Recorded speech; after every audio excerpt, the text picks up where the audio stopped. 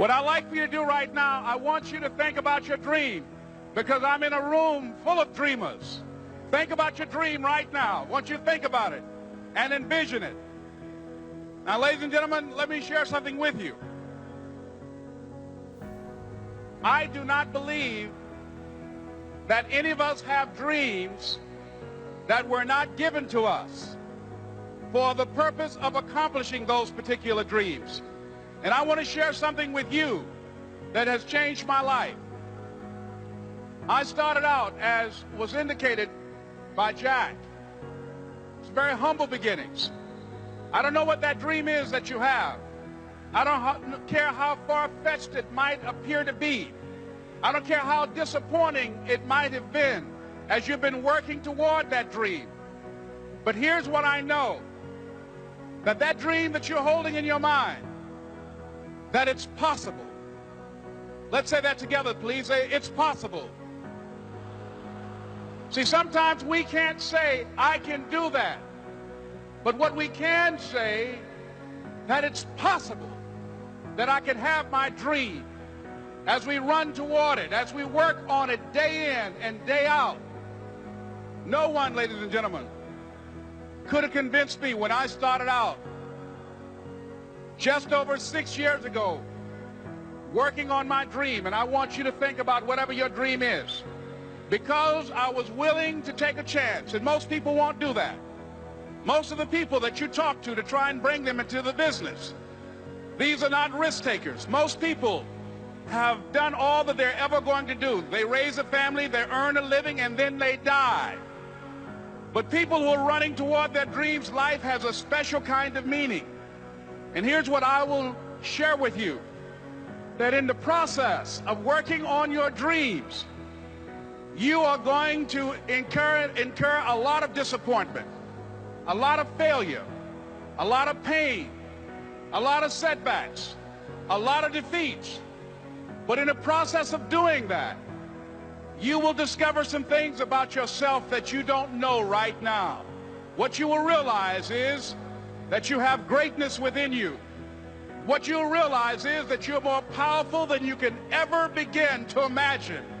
What you will realize is that you're greater than your circumstances, that you don't have to go through life being a victim. As Jack indicated, I was born in Miami, Florida, in an area called Liberty City, in an abandoned building on a hard linoleum floor with my twin brother. We were 6 weeks of age. We were adopted. When I was in 5th grade, I was identified as EMR, labeled educable, mentally retarded, put back from the 5th grade into the 4th grade, and stayed in that category until I got out of high school. I don't have any college training, but I met a high school teacher who one day changed my life. I was waiting on another student, and when he came in, he said to me, young man, go to the board and write what I'm about to tell you. And I said, I can't do that, sir. He said, why not? I said, I'm not one of your students. He said, it doesn't matter, follow my directions now. I said, I can't do that, sir. He said, why not? I said, because I'm educable, mentally retarded. And he came from behind his desk and he looked at me. He said, don't ever say that again. Someone's opinion of you does not have to become your reality.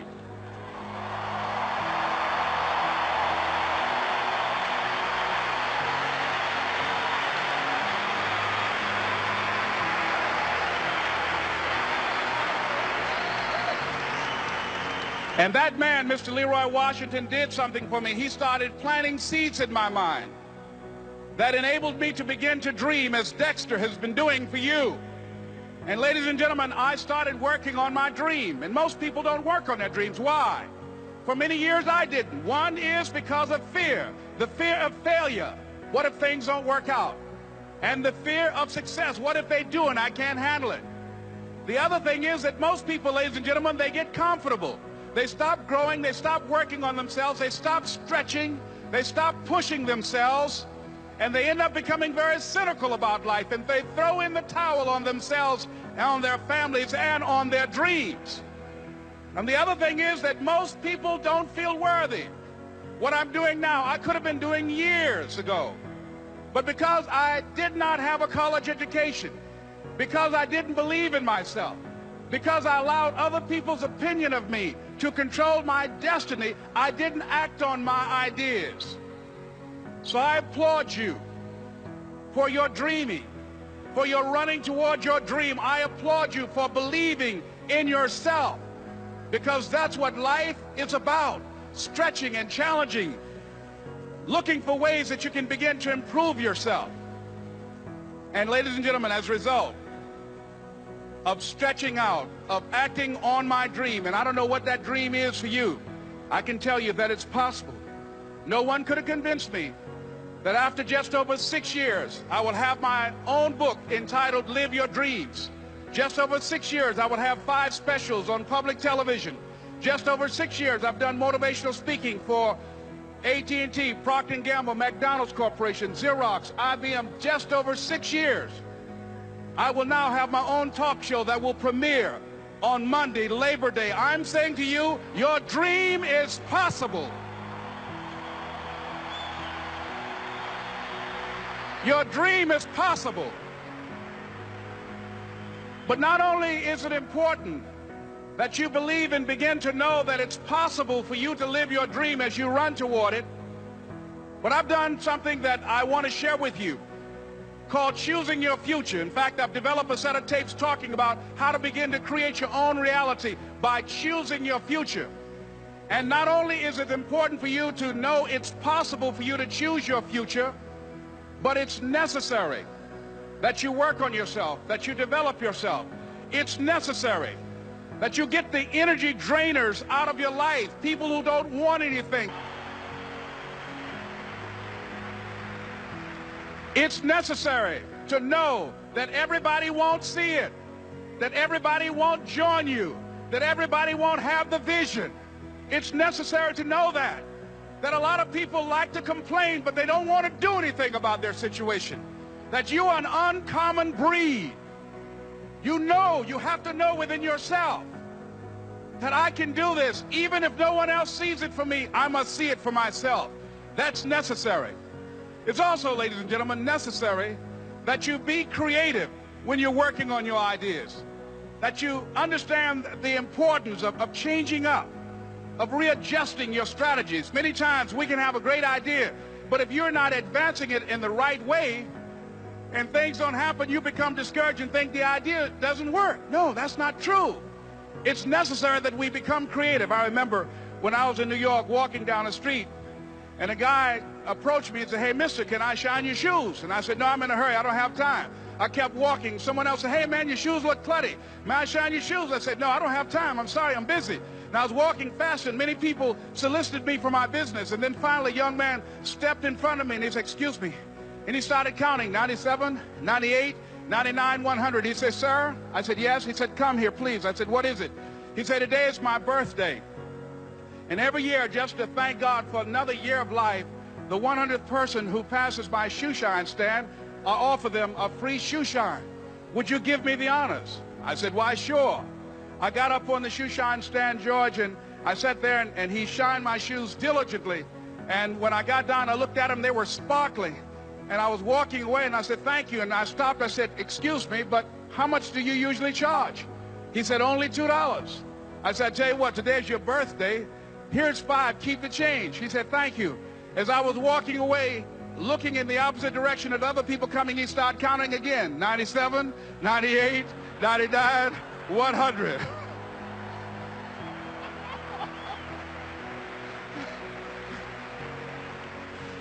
It's necessary that you be flexible, that you are always thinking of how can I improve this better. This is a customer-driven economy. It's necessary for you to always explore various ways in which you can improve the quality of service that you're providing for the people in your organization. I remember something, a major company had talked about the extra value service they were providing for their customers. And the lady who had the news conference summarized it this way. She said, "It's not our intention to satisfy our customers or to please our customers. Our intention is to amaze them." It's necessary, if you're going to compete today, that you look for ways to amaze your customers by being one of those individuals that keep your commitments, that keep your word, that's relentless. It's necessary as you work with the people that you bring into your organization, that they see that you are a good example of a person to work with, because you model integrity and determination and ambition and truth and honesty and the way in which you conduct business. The next step is, that is you. That is you. That no one can do it for you but you. And even though you face disappointments, even though you will experience some setbacks, it goes with the territory. You must understand that. I remember I was playing a game with my 9-year-old son, John Leslie, and I beat him 10 straight games in a game called Connect 4. And finally, I said, John Leslie, I'm bored. I don't want to play you anymore. And I got up. I said, I'm ready to go to sleep now. And repeat after me, please. Let's say this together. It's not over until I win. John Leslie said, no, you can't go now, Dad. I said, why? He said, it's not over until I win. That was his attitude. We sat down and we played several other games. And finally, after the 11th game, John Leslie won, and he got up and he yawned. And he said, I'm ready to go to sleep now. And I'm saying to you, what if all of us took that attitude after we face a rejection and a no, or we have a meeting and no one shows up, or somebody say, you can count on me, and they don't come through? What if we have that kind of attitude? The car's repossessed. Nobody believes in you. You've lost again and again and again. The lights are cut off, but you're still looking at your dream, reviewing it every day, and say to yourself, it's not over until I win.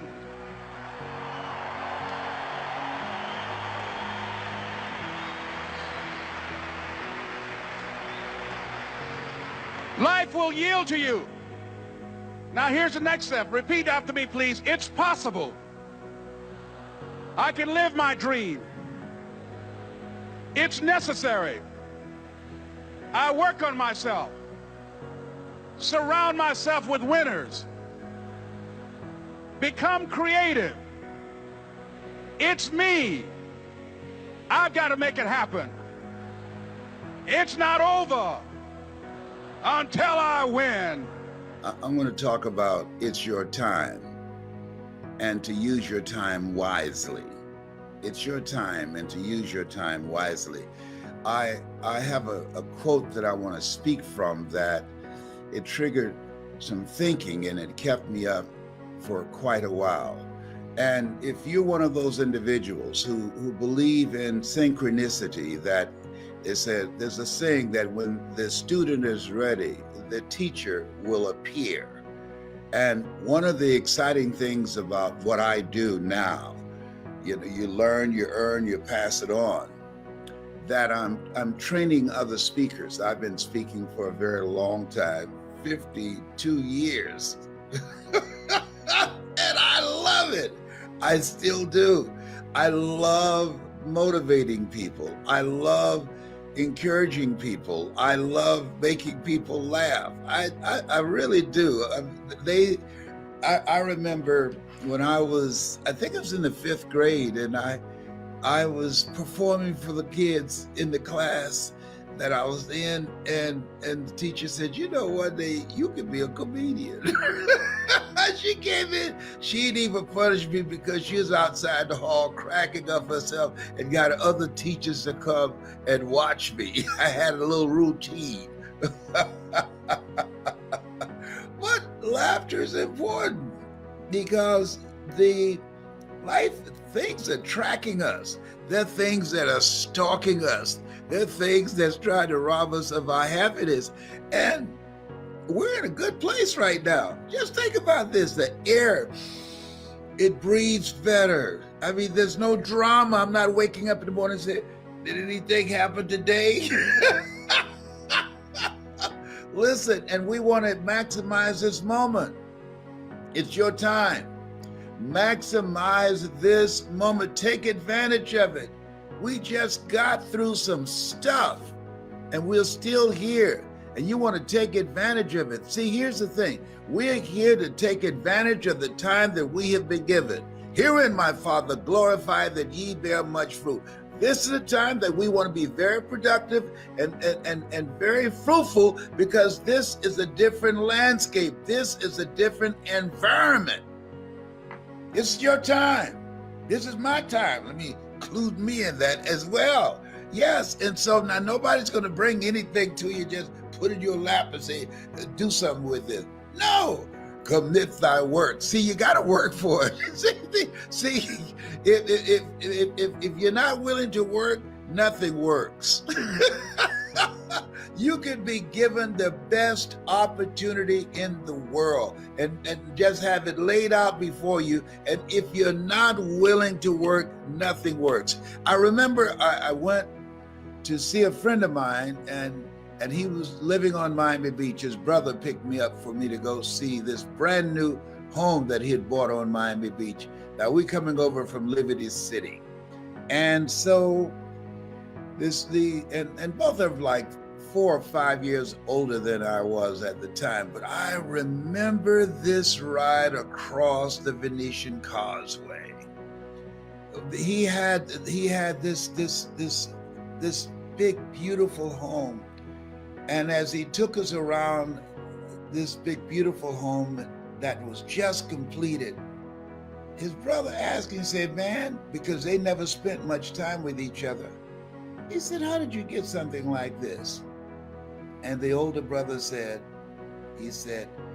"By a lot of hard work." And the younger brother looked around and said, "I'm not willing to do that." Did you hear that? I'm not willing to do that. And then we had lunch and we drove back across the Venetian Causeway, going back to the life that we were living, which was not a good life. We were surviving. And I just kept reverberating in my head what he said. I'm not willing to do that. See, when you look at people, for the most part, wherever you find yourself, that's where you made a decision to be. Because based upon how much work are you willing to put in to change your situation. And when I look at myself, people always ask me like there's some magical response. How did you go from just coming from Liberty City and over town here in Miami and selected to be the Golden Gavel Award from Toastmasters, or the CPAE Award, the highest award from the National Speakers Association, or selected one of the top 5 speakers in the world? I was willing to work. Most people aren't willing to do that. They have people all over the world that have to select who that person will be, that will be in that elite group of the top 5 in the world. General Norman Schwarzkopf, Lee Iacocca, Robert Schuller. He had a television program, all right? And myself and Paul Harvey. He had a nationally syndicated radio show. I didn't have any of that, but I was working. Those people who had to cast a vote, they saw me at some time because I was moving. I want you to write this down. Keep it moving. I learned that from my mother. It was not unusual when you came home to Mamie Brown's house and we had a little small house. It was not unusual that the furniture would be reconfigured. And I wondered, how did Mama do that with such limited space? That's not, how was one thing, but why?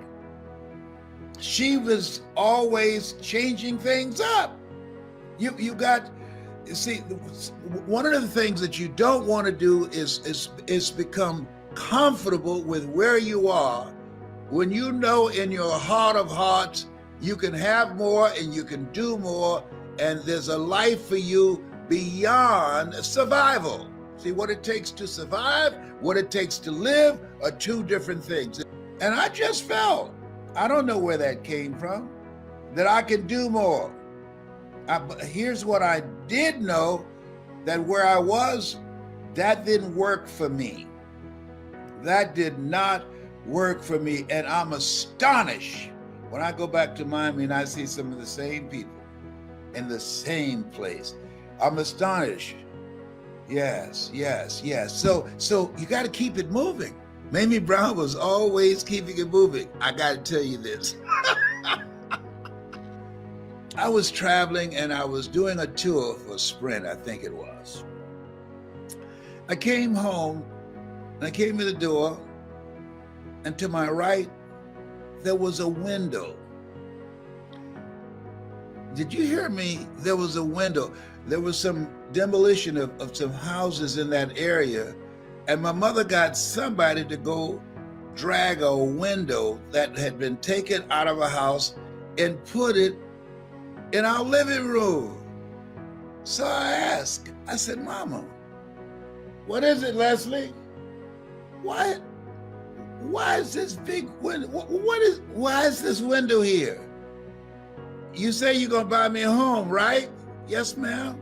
Well, I didn't know if you're gonna build it or just buy it while it's already been built. But in case you decide to build it, you don't have to buy all windows for it. I got one window here. There's another house that's been demolished down the street, and I'm gonna send Mr. Shorty down there to get that. I said, no, don't do that. Don't do that. Let me tell you something. That put a fire under me. I got that house quick, fast, in a hurry, immediately, if not sooner, yesterday. When it got a window, and every time I passed that window, it jarred me. She said, don't you touch it. Yes, ma'am, Mama. Mamie Brown said, don't touch it. Don't touch it, all right? And so keep it moving. We're here to work, commit thy works, plural. Keep it moving. And if you're going in the wrong direction, you'll discover.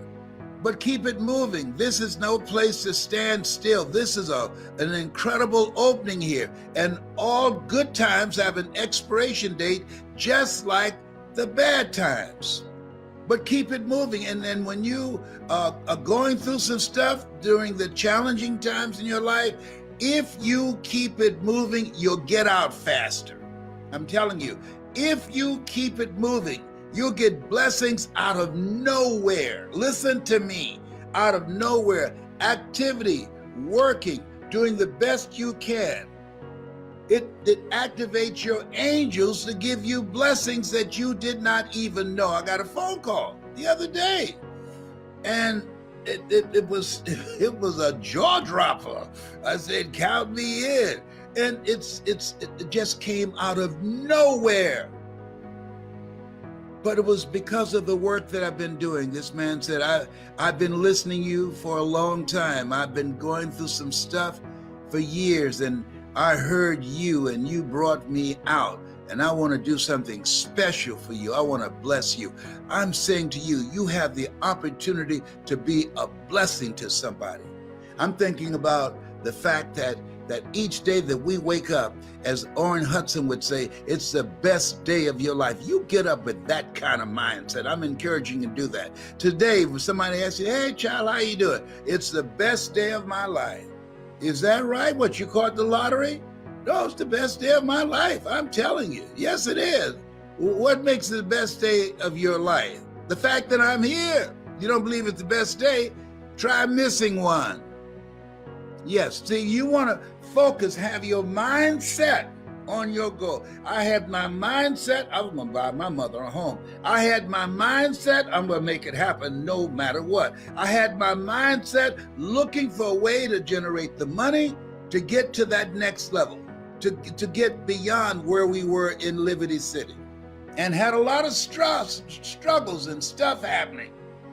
And stuff happens to everybody. Everybody. Don't ask, why does it have to happen to me? Why not you? You want to give us some names or some emails? And don't go around telling everybody. 80% don't care, and 20% glad it's you and not them.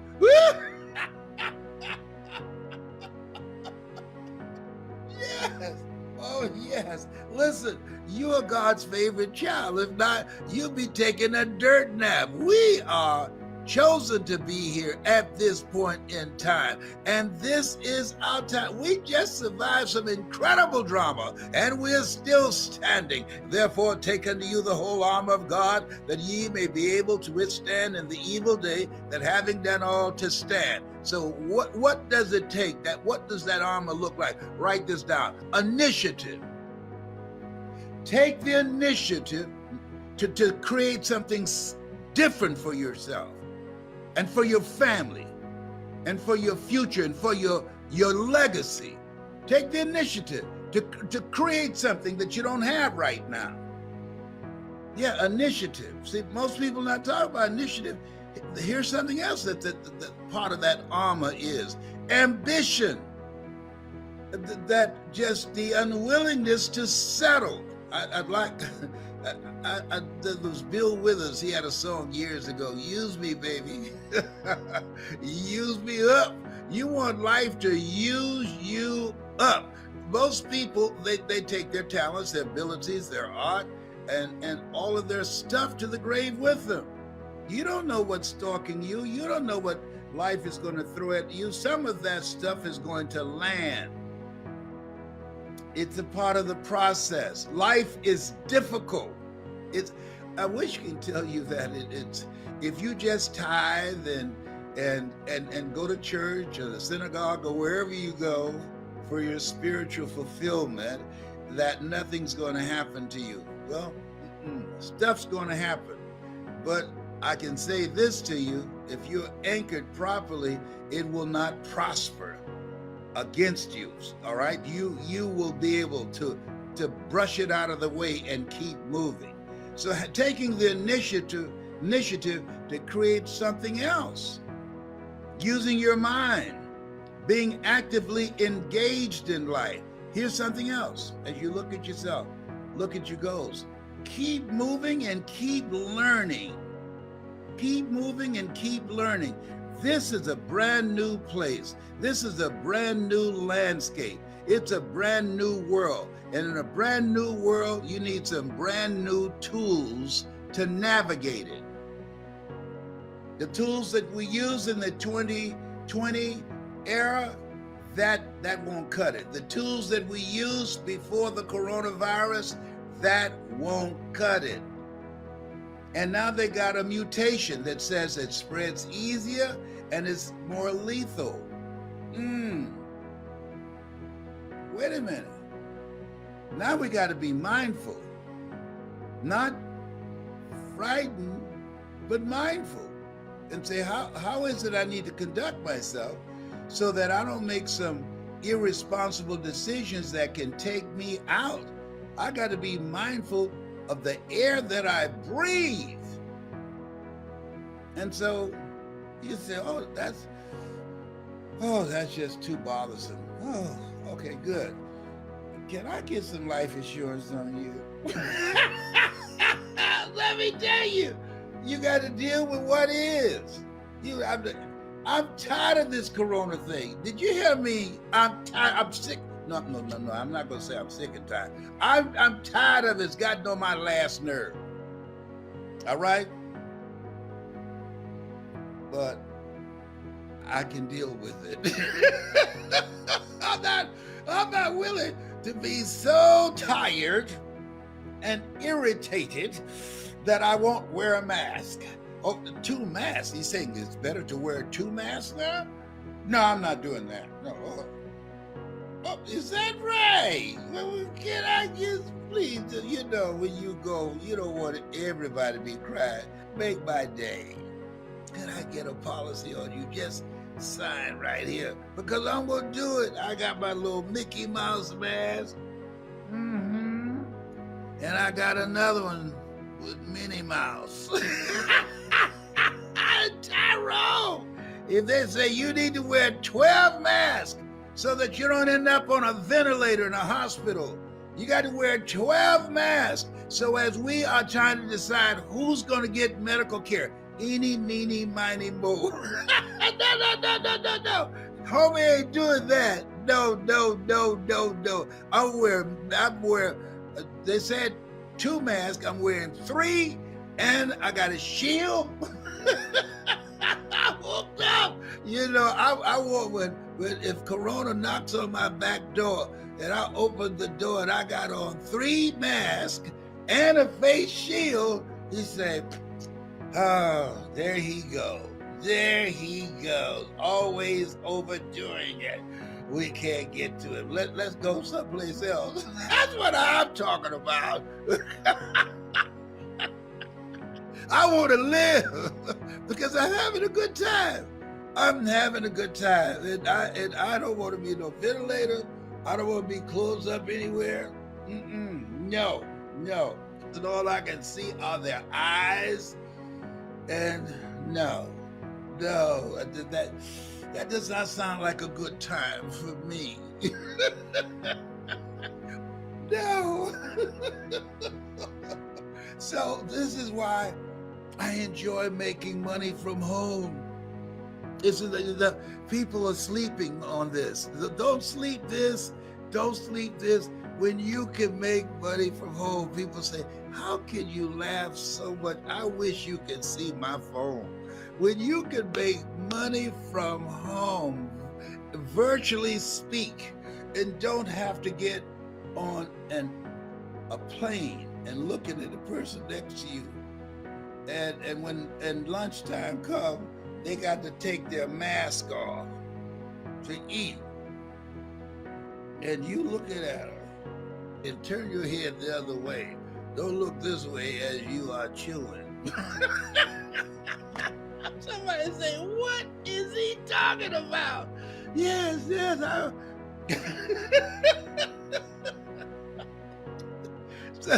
So you want to take the initiative to create something different for yourself. You want to practice social distancing from people and the refrigerator. You want to go all out to take the steps that you need to take to keep you here longer, to add life to your years as well as years to your life. Does that make sense? Here's something else. Create special moments. When I come to speak to you at this time, it's special to me. I love you, yes I do. I love you, oh how I do. I love you, yes I do. I love you, oh how I do. Been taking lessons, I'm coming for you. Oh, behave. What a voice. He sounds so much like that King Cole. Whoa, that's another ticket. You can't handle that.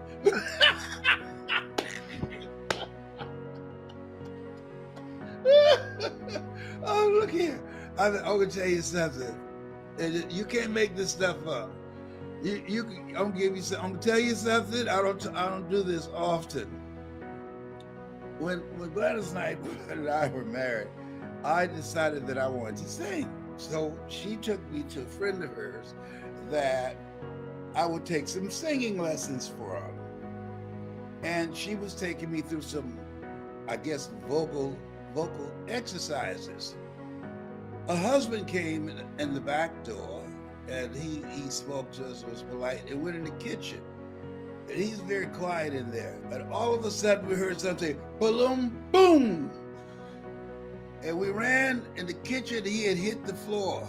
And he had been drinking while I was in there practicing, trying to learn how to speak. Now Gladys will tell you that if you ask her, she'll tell you, how to sing. She'll tell you. And he said, "You can't sing. Give him his money back. I got drunk listening to you." That was horrible. Oh my God, that was horrible. He kept laughing. He said, "Man, you sound like you gobbling razor blades." Some people are cruel. That was not nice. I didn't sing for a long time. One time I tried to sing to her, and she said, "Will you go to hell to sleep?" I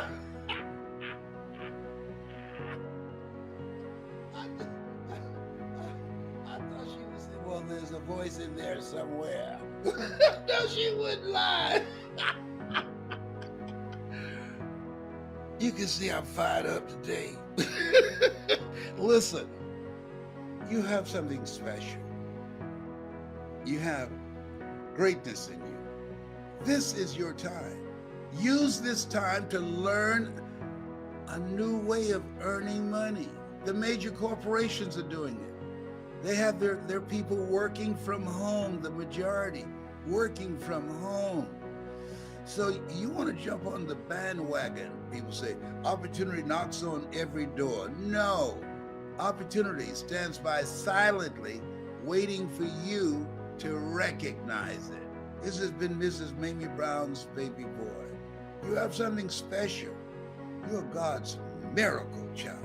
Some great stuff's going to happen to you today. Thou shalt decree a thing that shall be established unto you.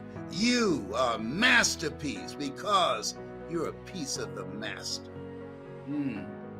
Be with that. Meditate on that. And keep your eye focused on your dream. You were born to live your dreams, not your fears. God has not given us a spirit of fear, but of power and of love and of sound mind. Y'all miss my flat top, don't you? My kid and play flat top. I'm gonna grow it again because I can. When I think about it, the three pillars of something that would be your anchor, a foundation to drive you into the future, to live a big dream, to live a big life, a mindset, what you think about, you bring about. You know, as a man thinketh, so is he. Dr. Carter G. Woodson said that if you can determine what a man shall think, you never have to concern yourself with what he will do. He said, if you can make a man feel inferior, you never have to compel him to seek an inferior status, for he will seek it himself. And if you can make a man feel justly an outcast, you never have to order him to go to the back door. He'll go without being told. If there's no door, his very nature will demand one. And I think that in many cases, governments and religious institutions have really unwittingly crushed the dreams and aspirations and the visions that people had of themselves. Not all, but a lot of them. And I think it's incumbent upon the individual to take responsibility, to develop yourself, to expand your mind, your vision, to seek out experiences. You know, Helen Keller said life should be a daring adventure, it's boring. And start to dream. What do you want? What do you really want for your life? I remember going to Auschwitz and walking down the halls in the Nazi German concentration camps and seeing the pictures of men and women who had dreams. These people were exterminated.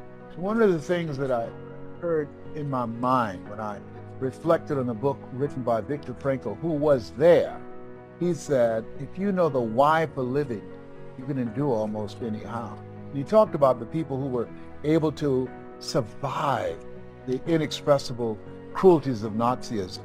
Those who either believed in God or had someone that they loved that they were determined to see, or some cause bigger than themselves. And in my case, my goal was to buy my mother a home. That was my big dream. And that caused me to read things and to listen to things, to fuel my imagination.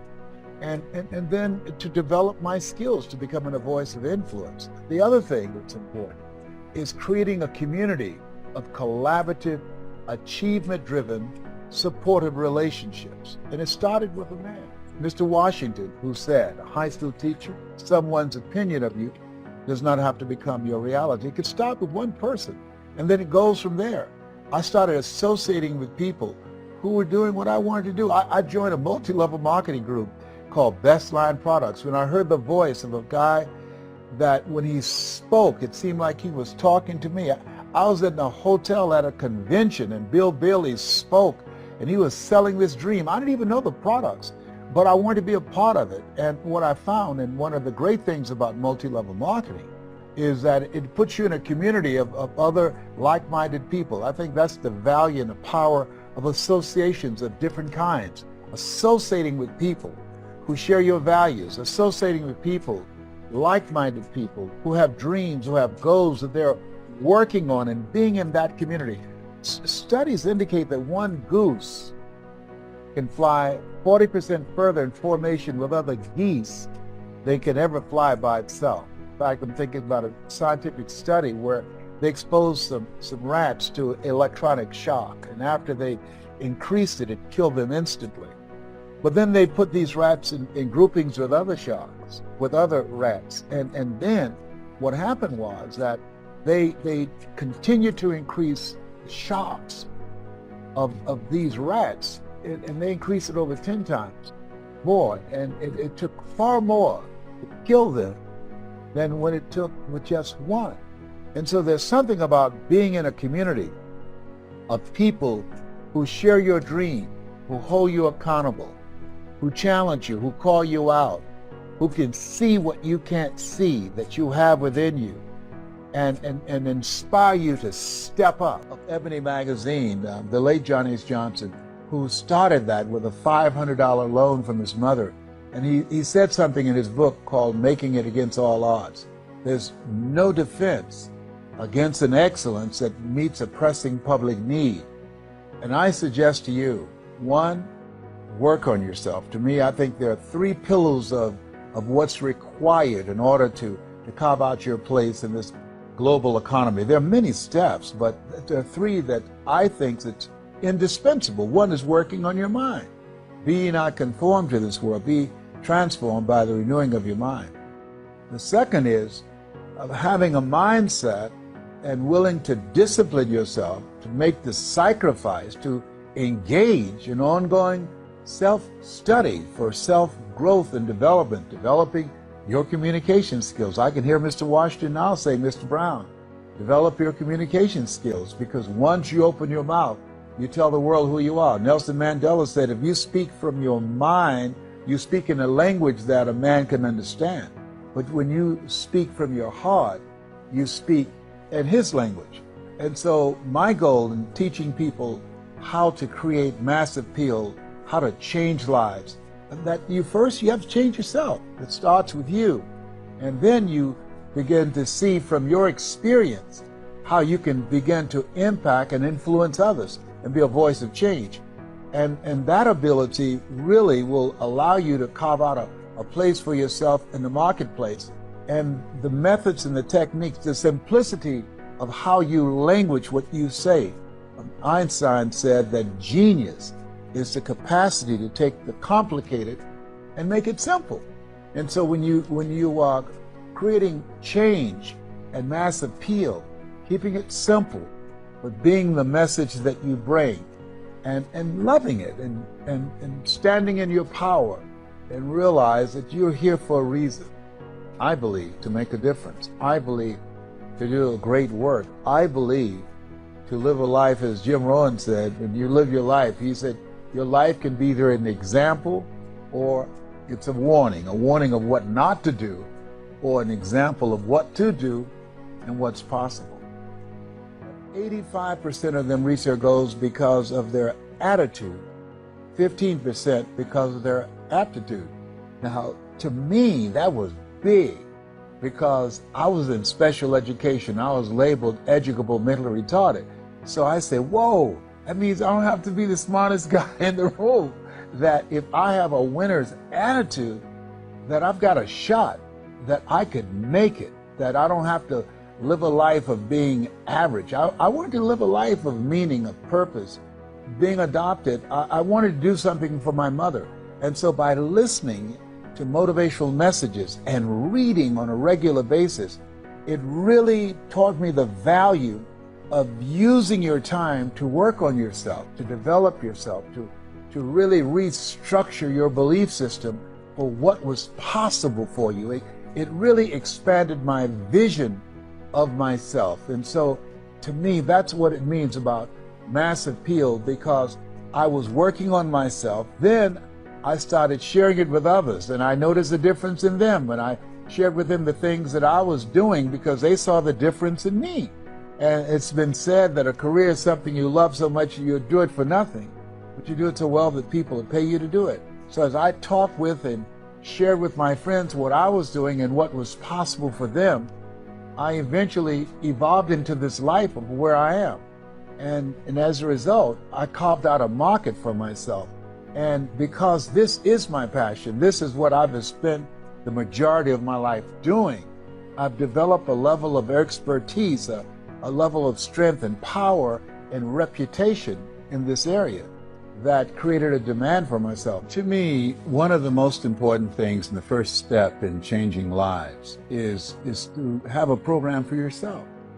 When I started on this path, that was what my goal was to change me, given my circumstances. I think that, psychologists say that we create a mental blueprint between the ages of 1 and 5, that between that time, we determine what's available for us and what's not available for us. And so, given my circumstances, being born in an abandoned building on a floor in a poor section of Miami, Florida, I became interested in a path of developing myself. I remember shining the shoes of Mr. Sidursky, this man that my mother worked for, very wealthy, on Miami Beach. She cleaned his home and she cooked for the family and kept the children. And he listened to motivational messages unbeknownst to me. That was programming my mind, and it created a thirst within me to get on this path. I remember listening to Earl Nightingale, who said, "You don't get in life what you want, you get in life what you are." And so to me, reading became an out. It became a tool that I used to develop myself. And not just reading for enjoyment, but reading for personal growth, reading to look at those things that I read and to apply them in my lives. And I would read sometimes at night from 60, 100 pages a night, sometimes a whole book. And then I would underline the book and I would think about them, I would memorize them, and then I would apply them. I would try them out. Because one of the things he said, they did a study of some top achievers and leaders around the world, over 3,000, to find out what was the common denominator among them that enabled them to reach their goals. If you had a choice between your parents or your telephone, you had to get rid of one. Which would you want to get rid of? My parents? Oh my God. This telephone, it's an addiction.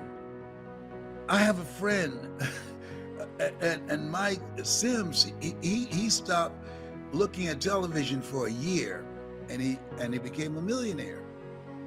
So I said, you know what? I'm gonna just focus on reading and meditating and journaling and exercise and praying and being focused on my dream and working with people that fit in this category, that they are positive, they are purposeful. That means they have a purpose and they're going in the direction that I'm going. They are productive. They're working on their stuff and they're profitable. They're making some stuff happen. There's some time, these blessings that God has granted us, we are to make something happen. We've got to create something that shows that this era is the most profitable, most productive, and purpose-driven era in our history because of how we've been blessed, because what God has bestowed upon us. We got a fresh start. And when you have a fresh start, you want to take advantage of that, doing the right thing, being excited about it. I remember Dr. Otis Moss, who was a classmate of Dr. Martin Luther King Jr. He said, blind celebration and empty sentimentality will not keep the dream alive. What is your dream? I remember Dr. Johnny Coleman out of Chicago, and she asked, what is your dream? It said, when is it a man or woman dies? And the answer was, when their dreams die. Some people never had a dream. You think in terms of getting a job. Well, that's not an option now. This is an entrepreneur's era. You have to create your own job. And you got it like that, whether you recognize that or not. New industries are in you. You were born with greatness in you and dreams in you, the ability in you to do more than you can ever begin to imagine. How do you know these things? Because you've been given authority and dominion over everything on the face of the earth. I got something to back me up with that. Is that right? Yes, the Word of God. He doesn't lie. You got it like that. Yeah. That's something. Yeah, I've got to decide to get excited about that. Somebody called me. Are you watching the playoff? Watching somebody live their dreams? No, I don't. I ain't no playoff what? Excuse me? Are you serious? This is our time. This is your time. I want you to take the time and think about that and reflect on your life and say, speak, Lord, if you don't know what you're supposed to do next. If you don't know how you're going to take advantage of this time, say, speak, Lord. Thy servant heareth thee, and he will. He will.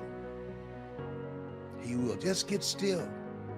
Go for a walk or go for a drive or just unplug the computer to turn it off and turn your phone off and just get still and create an opening in your thoughts. Don't worry about anything. Just be open. Just ask, speak to me, talk to me. I got a fresh start. Tell me what to do.